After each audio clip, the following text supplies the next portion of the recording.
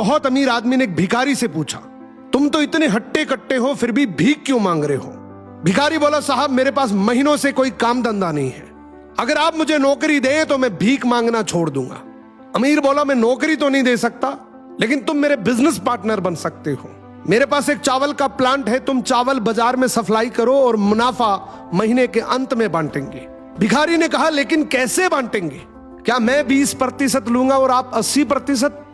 अमीर बोला, मुझे सिर्फ 10% चाहिए, बाकी 90% तुम्हारा होगा, ताकि तुम जल्दी तरक्की कर सको। भिखारी ने जोरों से काम शुरू कर दिया।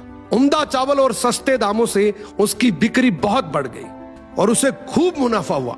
लेकिन जब मुनाफा बांटने का समय आया तो भिखारी ने सोचा, सारी मेहनत तो मैंने की है, तो अब अमीर आदमी को 10% क्यों दूं?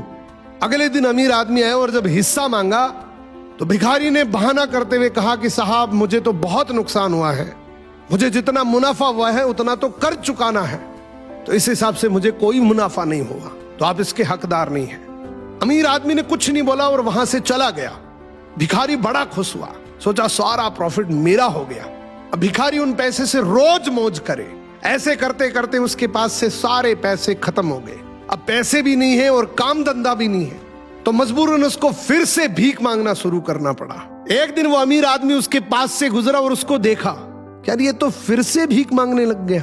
अमीर आदमी ने एक बहुत अच्छी बात बोली कि इस दुनिया में गरीब और अमीर आदमी जो होता है ना, उसमें सबसे बड़ा डिफरेंस होता है उसकी सोच का।